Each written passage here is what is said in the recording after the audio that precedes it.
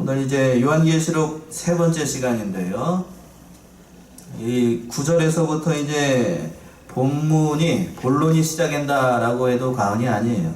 근데 이제 오늘은 11절까지만 먼저 살펴보도록 하겠어요. 그래서 본문의 말씀의 제목은 9절 보시면 9절 나 요한은 너희 형제요 예수의 환난과 나라와 참음에 동참하는 자라 이렇게 되어 있는데 이 말씀을 의지해서요 예수의 환난과 나라와 참음에 동참하는 자라 예수의 환난과 나라와 참음에 동참하는 자라 라는 말씀의 제목으로 이 시간 짧은 시간 은혜 나누는 시간 갖도록 하겠습니다. 첫 번째 이 세 가지를 말씀해서 제목을 한번 따라서 해보세요. 예수의 환난과 나라와 참음에 동참하는 자라. 이 말씀이 요한계시록에서 사도 요한이 들려주고자 하는 그러한 말씀의 전부라고 해도 과언이 아닌 말씀이에요. 요한계시록을 사도 요한이 쓰는 이유가 여기 있다라고 봐도 돼요. 오늘 이 시간 이 말씀을 생각해 보도록 하겠습니다. 그래서 이 9절에서부터 11절까지는 내용상으로 나눈다면 두 개로 나눌 수가 있겠는데 9절까지는 사도 요한이 하나님의 나라의 일에 참여한 것에 대해서 이 말씀하는 대목이고 그리고 10절에서부터 11절까지는 요한이 주의 날에 하나님의 계시, 예수 그리스도의 계시를 받았다는 말씀으로 이렇게 두 가지로 나눌 수가 있겠어요. 첫 번째 대지로 와가지고 사도 요한이 하나님의 나라의 일에 참여하겠다는 말씀이 9절의 말씀이에요. 9절 한번 먼저 한번 읽어보세요. 9절 나 요한은 너희 형제요 예수의 환난과 나라와 참음에 동참하는 자라 하나님의 말씀과 예수의 증거를 인하여 반모라는 섬에 있었더니 9절 시작을 할 때 이렇게 시작을 하고 있죠. 나 요한은 너희의 형제요 이렇게 시작하고 있어요. 나 요한은 너희의 형제요. 사도 요한이 이 요한계시록을 쓸 때에 기록을 할 때의 나이가 90이 넘는 노령의 나이였어요. 노사도가 나는 나 요한은 너희의 사도요 이렇게 하지 않고 너희의 뭐라고 얘기하고 있다고요? 형제요. 형제다 이렇게 얘기하고 있어요. 이것은 사도 요한의 겸손한 인격을 잘 드러내 보여주는 그런 말씀이라고 할 수 있어요. 하나님께서 귀히 쓰시는 그 종들의 특징을 보게 되면 다 이렇게 인격적으로 참 훌륭했어요. 겸손하고. 사도 요한이 처음에는 그런 사람은 아니었어요.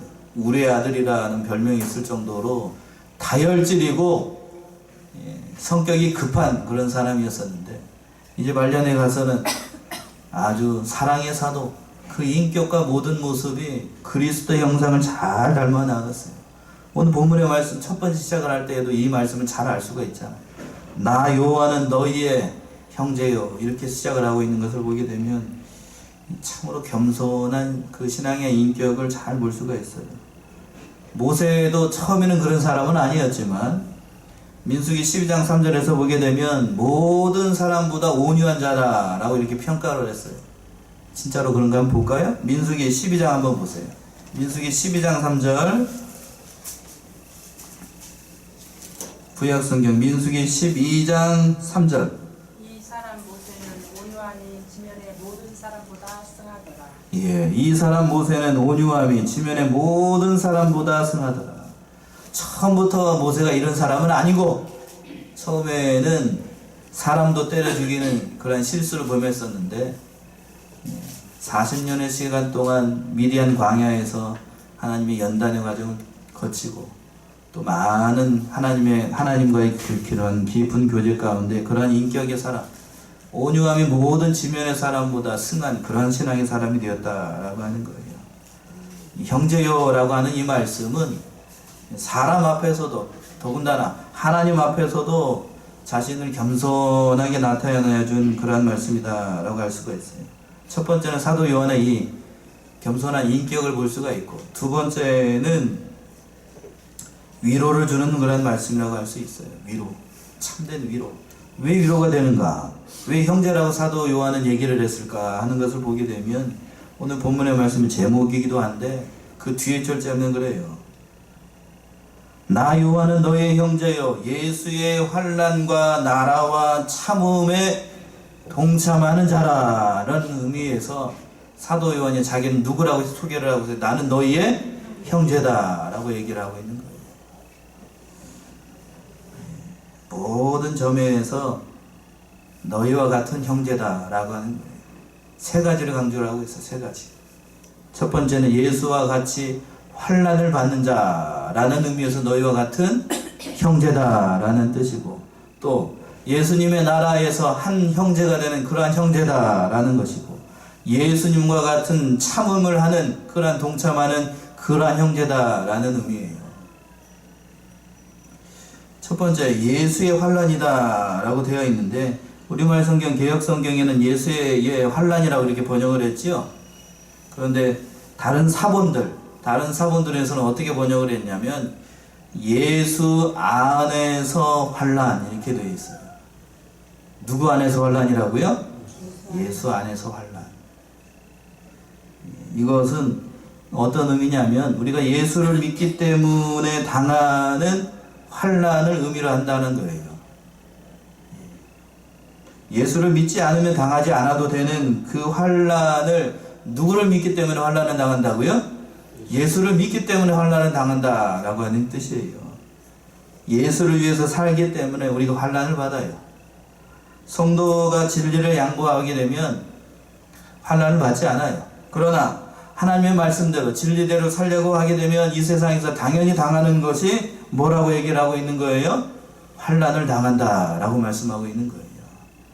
주님을 가까이 하고 또 적극적으로 하나님의 말씀을 따라가려고 하게 되면 우리에게 찾아오는 것이 당연히 있어요. 그것은 무엇인가? 사도 요한의 관점에서 오늘 첫 번째로 얘기하고 싶은 것은 환난이다는 거예요. 진실로 하나님 앞에서 경건하게 살고자 하는 자는 환난이 찾아와요. 어려움이 찾아온다고요. 제가 하는 말이 아니고 사도 요한이 하는 말이 그렇고 사도 바울이 하는 말이 그래요. 어디에서 그렇게 돼 있죠? 사도 바울은 디모데후서를 한번 가보세요. 디모데후서 3장 12절 한번 보셔요. 디모데후서 3장 12절. 내가 아데나 주기고를 내게 보내리니 3장 12절이에요. 3장 12절. 그리스도 예수 안에서 경건하게 살고자 하는 자는 박해를 받으리라. 예. 무릇 그리스도 예수 안에서 경건하게 살고자 하는 자는 뭘 받아요? 핍박을 받으리라. 예. 개정판에는 박해라고 되어 있는 모양이에요. 예. 개역성경 번역에는 뭘 받는다라고 되어 있냐면 핍박을 받는다라고 되어 있어요. 사도 바울은 핍박이라고 되어 있고, 계시록에서 사도 요한은 뭐라고 되어 있고 환난이라고 되어 있고, 또 한 사람이 있어요. 사도 베드로는 뭐라고 얘기를 했을까? 베드로 전서를 한번 가보세요. 첫 번째 한번 찾아본 말씀인 것 같기도 한데 4장 12절부터 한번 보셔요. 4장 12절부터 14절까지.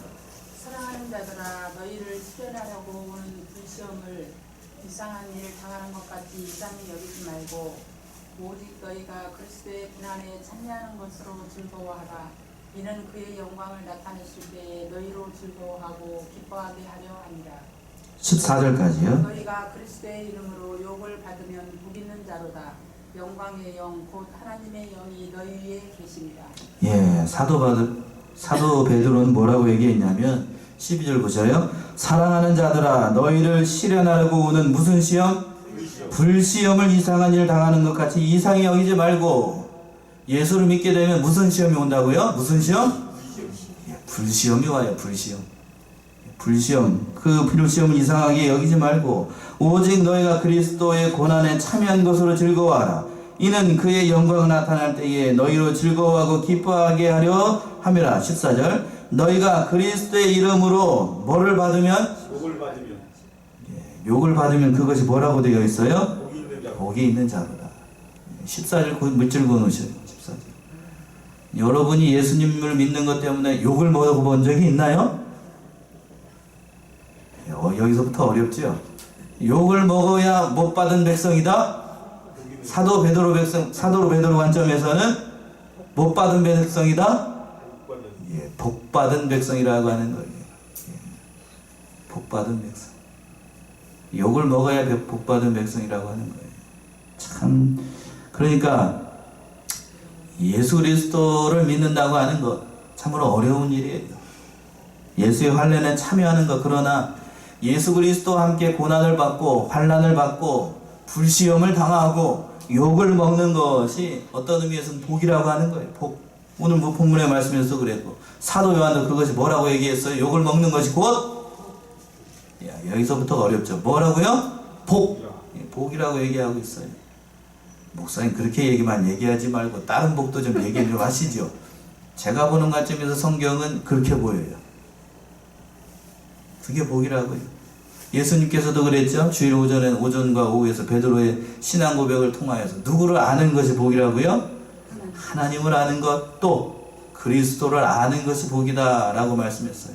그리스도를 알게 되면 당연히 우리에게 찾아오는 공식처럼 찾아오는 것이 오늘 본문의 말씀에서 사도 요한은 그것이 환난이라고 얘기하고 사도 바울은 뭐라고 해서 그것이 핍박이라고 얘기를 했고 사도 베드로는 그것이 뭐라고 얘기를 했어요? 불시험.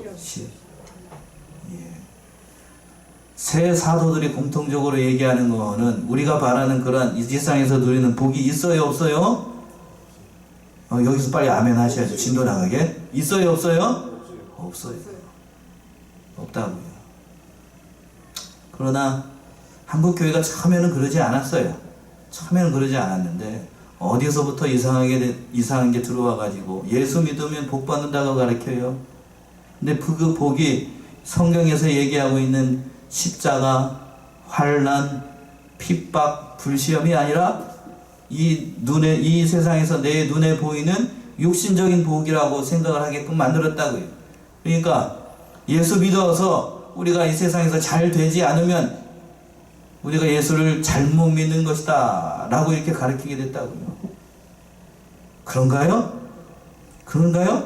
그렇지 않더라고요. 오늘 본문의 말씀에서. 저도 어린 아들을 키우고 있습니다만 아이들이 어렸을 때에는 너 이거 하면 좀 이따가 사탕 줄 테니까 엄마 말 아빠 말 잘 들어 그러면서 사탕을 줍니다. 그럼 그때는 말 잘 듣죠?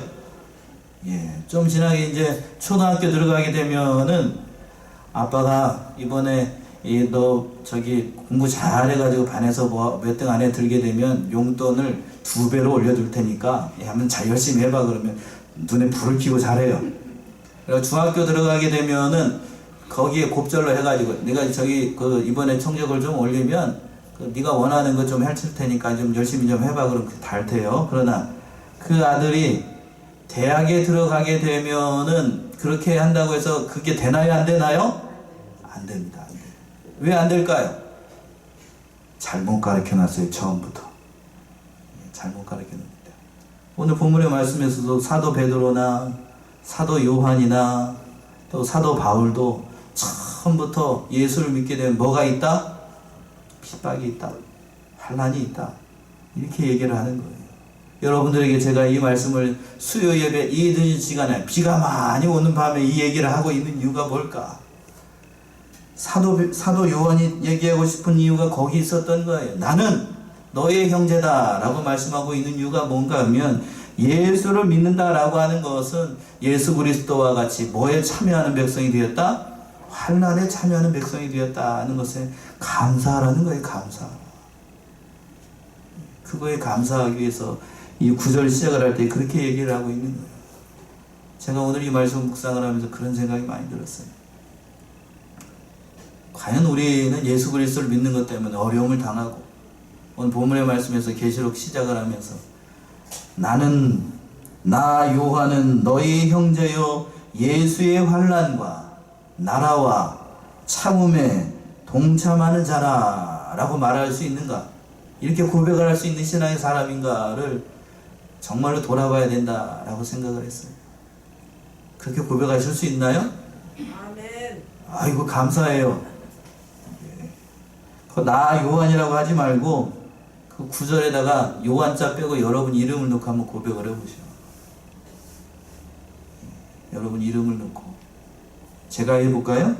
제 이름 넣어가지고 제 이름이 다 공개가 되니까 찍고 있으니까 좀 그렇기는 한데 나 재승이는 너희 형제요 예수의 환난과 나라와 참음에 동참하는 자라. 하나님의 말씀과 예수의 증거를 인하여 반모라는 섬에 있었더니 이렇게 고백을 할 수 있어야 된다. 예수를 믿는다고 하는 것 참으로 값진 일이에요.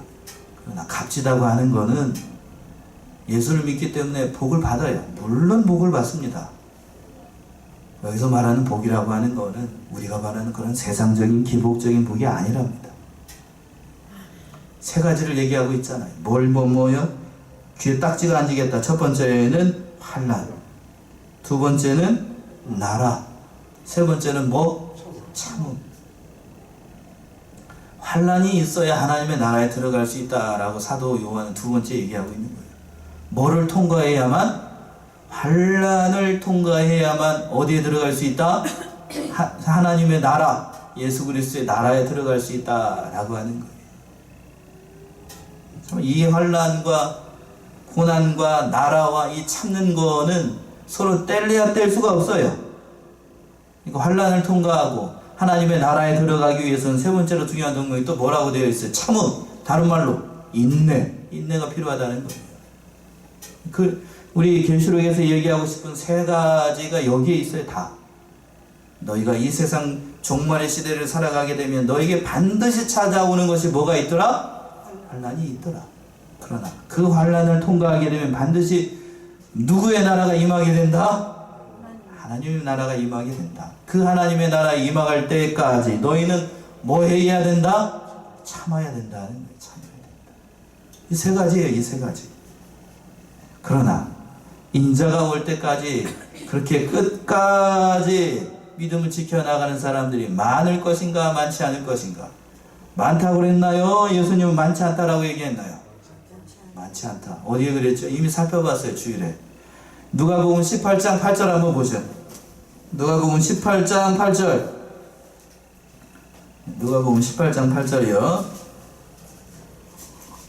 내가 너희에게 이르노니 속히 그 원한을 풀어주시리라. 그러나 인자가 올 때까지 세상에서 믿음을 보겠느냐 하시니라. 예. 제가 주일 오전에 말씀을 전하는 게 그냥 아무 생각 없이 하는 게 아니고 다 계획이 있어요. 이제 아시겠죠? 8절 보시면 뭐라고 되어 있냐면 내가 너에게 이르노니 속히 그 원한을 풀어주시려라. 그러나 인자가 올 때에 세상에서 뭘 보겠느냐? 믿음을 보겠느냐. 이 말씀의 뜻은 뭔가요? 예수님께서 오시는 그날까지 기도의 끈을 놓지 않고 낙심되고 뒤틀린 이 세상을 보고 끝까지 인내하면서 그 기도의 끈을 놓지 않는 사람들이 많겠다는 거예요? 적겠다는 거예요? 적겠다는 거예요. 적겠다.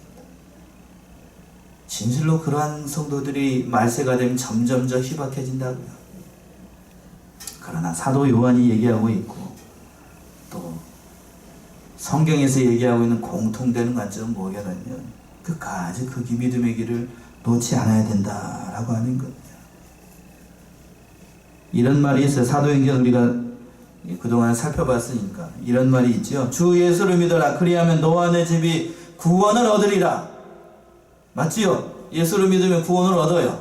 그러나 여기서 말하는 구원이라고 하는 것은 예수 믿고 난 다음에 모든 일들이 내가 원하는 대로 다 잘 풀리고 사업이 번창하고 자손이 달되고 모든 부귀 영화를 누리는 그러한 구원을 말하는 건가요? 아니면 다른 구원을 말하는 건가요? 영생의 구원이지. 영생의 구원. 그런 구원을 얘기하는 거예요.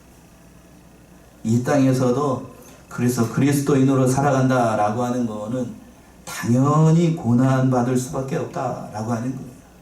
그러니까 그 고난받는 그 성도들을 위해서 사도 요한이 이렇게 고백을 하는 거예요. 9절. 그러면 그 말씀이 그 말씀이랍니다. 이 말씀하는 이유가 그래서 여기 있는 거예요. 나 요한은 너희와 같은 형제요.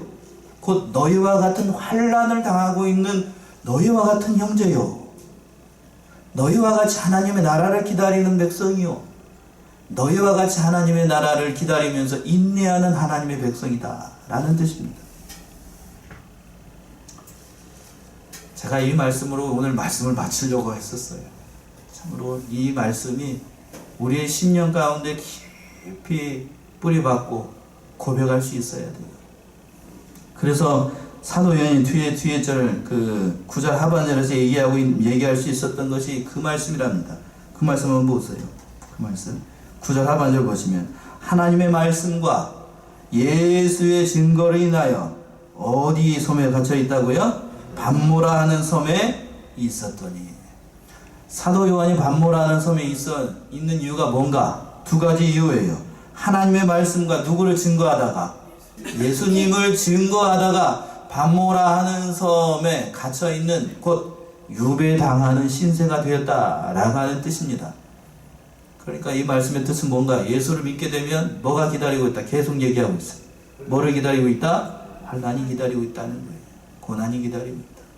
그러나 그 고난을 바라보고서 낙심할 일이 아니라, 그 고난을 통과하게 되면, 두 번째, 환난을 통과하게 되면 뭐가 기다리고 있다? 영광된 누구의 나라? 하나님의 나라가 기다리고 있다고. 하나님의 나라. 그거의 소망을 두라는 말씀이 계시록의 말씀이에요. 그 나라의 소망을 두라. 그러나 그 나라가 임하는 것은 너희가 바라는 것처럼 속히 오는 것이 아니라, 언제까지 참아야 되는가? 끝까지 참아야 된다. 끝까지. 그 말씀입니다. 그 말씀을 해주고 싶어서 사도 요한이 이렇게 얘기를 하는 거예요. 그래서 끝까지 참게 되면, 끝까지 인내하게 되면 우리 예수님께서 마침내 이와 같이 해주셔요. 계시록 7장 17절 한번 읽어보세요. 7장 17절. 이는 보좌 가운데 계신 어린 양이 저희의 목자가 되사 생명수 샘으로 인도하시고 하나님께서 저희 눈에서 모든 눈물을 씻어주실 것이니라. 예. 이는 보좌 가운데 계신 어린 양이 저희의 목자가 되사 생명수 샘으로 인도하시고 하나님께서 저희의 눈에서 모든 뭐를 씻어주세요? 눈물을 씻어주실 것입니다. 예. 모든 눈물을 씻어주는 은혜가 하나님의 나라에 들어갔을 때 우리 눈에 흘렀던 모든 눈물을 하나님께서 직접 닦아주십니다. 그리고 한 가지 중요한 사실은 뭔가 하면, 우리가 살았을 때의 눈물을 닦아줄까요? 아니면 소천하고 난 다음에 눈물을 닦아줄까요? 살았을 때요? 아니면 소천했을 때? 소천했을 때. 살아서는 그렇게 그런 은혜를 받기 어려워요. 모든 사람들이 소천하고, 그리고 또 하나님께서 예수 그리스도를 이 땅에 보내셔가지고 재림하시고 모든 성도들이 보는 앞에서 잘하였다 충성된 종아 그러면서 모든 사람들이 보는 앞에서 예수님께서 두 손을 뻗으셔서 우리 눈에 흐른 모든 눈물을 어떻게 해요? 닦아주십니다. 그날이 온다는 거예요. 그날의 소망을 두라는 그 말씀이에요. 그러니까 환난이나 어려움을 만나게 되면, 여러분들이 세상 살아갈 동안에 어려운 일도 많이 당하잖아요. 그때에 낙심되고 우리의 믿음이 없는지라 낙심된 일이 당할 때가 있어요. 그러나 그것만 바라보지 말고 예수 그리스도를 바라보면서 모든 것을 이겨나가라고 이 사도 요한이 얘기를 하고 있는 겁니다. 여기까지 하고요. 10절 한번 보겠습니다. 10절 한번 읽어보셔요. 10절. 내가 성령에 감동하여 내 뒤에서 나는 나팔소리 같은 큰 음성을 들으니. 예, 주의 날에 내가 성령에 감동하여 내 뒤에 나는 나팔소리 같은 큰 음성을 들으니 라고 되어 있는데, 여기서 주의 날은 토요일 안식일을 얘기를 하는 것이 아니고 그 다음 날인 주일, 오늘 그 알아듣기 쉽게 일요일을 얘기를 하는 거예요. 일요일을 얘기를 하는 겁니다. 그러니까 주님께서 계시하시는 날이 곧 주일이고, 우리 주님께서 부활하시는 날이 어떤 날이고? 주일날이고, 성령께서 강림하신 날도 주일날이라고 하는 거예요. 그래서 우리가 주일을 지키는 거예요. 또 사도 요한이 뭘 받은 날도, 계시를 받은 날도 어떤 날이고? 주일날이고. 어떤 신학자들은 그렇게까지도 얘기를 합니다. 그러니까 다 주일이니까 우리 주님이 재림하실 날도 어떤 날이 될 것이다? 그렇게까지 얘기를 하시는 분들 또 있는데, 지나친 해석이다 라고까지 얘기할 수는 없는 것 같아요. 다 강림하신 날이, 이 성자 예수님이 부활하신 날이 주일이고 성령 하나님 강림하신 날도 주일이니까, 그러면 다시 오실 재림의 주님, 심판의 주님으로 오실 주님도 어떤 날에 와야 될 것 같아요? 주일날 와야 정상인 거 아니겠어요? 그러니까 그게 맞는 얘기인 것 같기도, 어떤 면에서는 그래요. 그러나 확신할 수는 없다는 거예요. 그렇다는 거고, 또 사도 요한이 내가 성령에 충만하여 이렇게 고백을 하고 있어요. 이 모든 계시를 받은 것이 자기 힘으로 하는 말씀이 아니라 어떤 거에 충만해서 성령 하나님의 충만해서 이 말씀을 기록하고 있다는 거예요. 또 중요한 것이 그 뒤에 절에 나오게 되는데 그 뒤에 하반절에 내 뒤에서 나는 하나님의 나팔 소리 같은 큰 음성을 들으니 라고 되어 있어요. 이게 나팔 소리라고 하는 거는 보통 중요한 일을 시작을 할 때 계시록에서 시작과 마침을 알릴 때에 나팔 소리가 등장을 하게 됩니다. 그런데 여기서 보게 되면 내 앞에서 나는 음성이라고 그랬어요? 내 뒤에서 나는 음성이라고 그랬어요? 예, 내 뒤에서 나는 음성이라고 되어 있지요? 그래, 여기 왜 그렇다고 하면 내 뒤에서 나는 음성이라고 했을까? 예수님께서 부활하신 주님께서 사도 요한에게 계시의 말씀을 주시기 위해서 나타나실 때에 영광된 모습을 직접 보여주지 않고 뒤에서 나타나가지고 큰 음성 가운데 사도 요한의 이름을 불렀겠지요? 왜 뒤에서 불렀을까요? 앞에 직접 나타나지 않고. 그럼 죽어요. 정답이에요. 누가 그랬어요? 어느 분이 얘기하셨어요? 앞에서 나타나가지고 직접 부르면 영광된 주님을 보게 되면 어떻게 된다고요? 잘못하면 죽어요. 사도 요한 말고 사도 바울은 부활하신 주님을 다메섹으로 가는 도중에 공중에서 봤다가 어떻게 됐죠? 눈이 멀었어요. 뭐가 멀었다고요? 이미 살펴봤잖아요. 사도행전에서 눈이 멀어버렸어.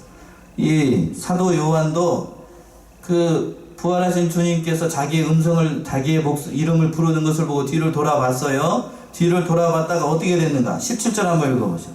17절. 내가 볼 때 그 발 앞에 엎드려 저 죽은 자 같이 되매 그가 오른손을 내게 얹고 가라사대 두려워 말라 나는 처음이요 나중이니. 예, 17절 잘 보세요. 내가 볼 때에 그 발 앞에 엎드러져 무슨 자같이 됐어요? 죽은 자같이 되네. 죽은 자같이 되었다. 이 말은 죽은 자같이 엎드려졌다는 뜻이 아니라 신약자들 대부분은 이때 사도 요한이 그 모습을 보고 기절했다라는 말로 생각을 합니다. 뭘 봤다고요? 그 모습을 보고 그냥 꼴딱 넘어간 거예요. 뒤로 확 넘어간 거예요. 기가 막혀가지고.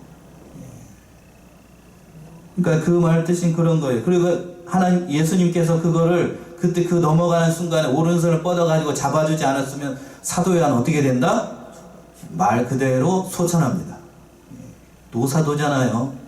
노사도 90이 넘는 나이에 영광된 주님의 모습을 봤으니까 그 심령이 얼마나 두려웠겠어요. 그러니까 그 말씀을 잘 알고 그 상태를 알고 뭐 하지 말라라고 했어요. 하반절에 두려워 말라라고 얘기를 했었던 겁니다. 그러니까 우리 이 영광된 부활하신 주님의 영광된 모습을 보게 되면 완전하신 모습을 보게 되면 사도 바울은 뭐가 됐고 또 뭐가 멀어버렸고 눈이 멀어버렸고 사도 요한은 어떻게 되고 거의 죽을 뻔했고 거의 기절했죠. 죽을 뻔했어요. 그러니까 오늘날 이 모습을 보고 어떤 사람들은 이렇게 얘기를 합니다. 저도 가끔 그렇게 얘기하시는 분들이 가끔 있고 저도 젊었을 때는 그렇게 기도를 한 적이 있어요. 예수님의 음성을 들려주세요. 내지는 예수님의 모습을 한번 보여주세요. 라고 철없이 기도했던 적이 있어요. 지금 이 말씀을 보니까 그렇게 기도했던 것이 잘한 기도였다, 잘못한 기도였다? 얼마나 잘못된 기도였는지를 알 수 있다는 거예요. 제가 그 음성을 들었거나 그 모습을 봤다 라고 하게 되면 제가 어떻게 될 수 있어요? 사도 바울처럼 눈이 멀던가 아니면 귀가 멀던가 이 둘 중에 하나를 해야 되는 거예요. 그래야 어떻게 되는 거라고? 그게 정상인 거예요. 제가 이 말씀을 드리는 거는 그 말씀 그렇게 주장하는 사람들이 때로는 하나님께서 무지한 우리 백성들에게 하나님의 은혜를 주시기 위해서 그렇게 보여주실 수도 있다라고 말씀을 하는데 거기에다가 내가 정죄하거나 그것이 잘못됐다라고 얘기하는 건 아니에요. 그것을 다 부인하는 건 아니지만 성경에서 보여주고 있는 거는 성경에서 얘기하는 건 저는 성경만 얘기를 하니까요. 성경에서 사도 바울은 부활하신 주님을 보고 뭐가 멀어버렸고 눈이 멀어버렸고 사도 요한은 뭐가 됐고 거의 뭐 했고 죽은 자같이 기절해버렸어요. 그렇다라고 하면 여기서 추적을 할 수 있는 것이 있죠. 여러분들이 저처럼 철이 없어가지고 들려주세요, 보여주세요 라고 하는 거는 어떻게든 각오를 하고 죽을 각오를 하고 하라는 거예요. 죽을 각오를 하고. 그러니까 그걸 바라보지 말라는 거예요. 그걸 바라보지 말라. 예. 잘못될 수 있어요. 그게 보여지는 모습이 진짜가 아닐 수도 있다고요. 더 한 가지만 더 얘기를 할까요? 더 한 가지만 더 얘기를 하면 제가 한번 얼핏 얘기를 한 것 같은데 어느 집사님이 저처럼 젊은 시절에 그 목사님 새벽에 이제 기도를 하고 있는데 자꾸 뭘 보여달라고 기도를 했던 모양이에요. 그러니까 자꾸 보여달래. 뭘 보여달라고 그랬을 것 같아요. 주님의 모습을 한번 보여달라고 그랬겠죠.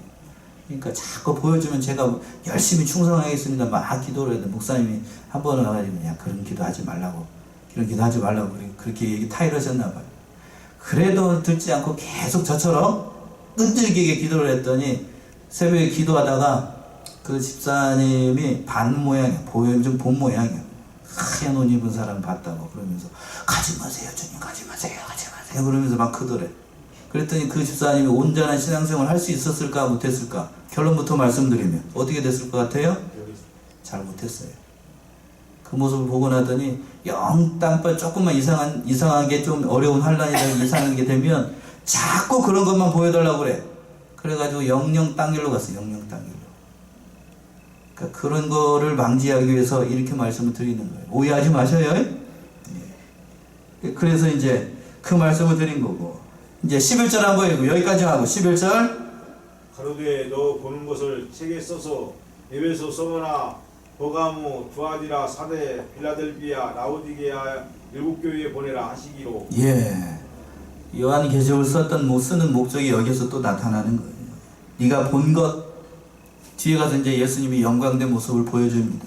그리고 네가 직접 본 것 그리고 앞으로 일어날 일들을 7교회들에게 보내서 이 말세를 살아가고 있는 어려운 시대를 살아가고 있는 그 아시아 7교회들에게 저와 여러분들에게 환난을 기다리고 예수 그리스도를 바라보면서 하나님의 나라를 소망하면서 인내함으로 이 믿음의 길을 걸어가라 라고 그 용기와 위로를 주기 위해서 이 요한계시록을 쓰고 있다라고 얘기를 하고 있는 거예요.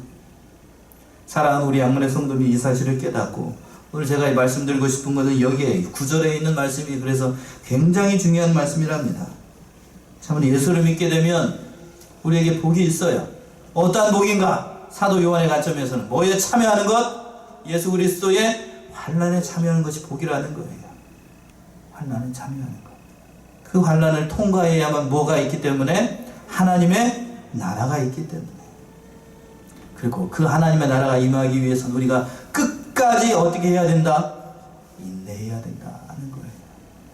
9절의 말씀 우리 합독하시고 오늘 말씀 마치겠습니다. 9절 한번 보시겠어요? 다시 한번 보시겠습니다. 시작. 나 요한은 너희의 형제요 예수의 환난과 나라와 참음에 동참하는 자라. 하나님의 말씀과 예수의 증거를 인하여 반모라 하는 섬에 있었더니. 이 말씀을 꼭 기억하시고 우리가 어떠한 어려움을 만나더라도 이 말씀으로 믿음으로 승리하여 나가는 저와 여러분들이 다 되시기 바랍니다. 기도하겠습니다.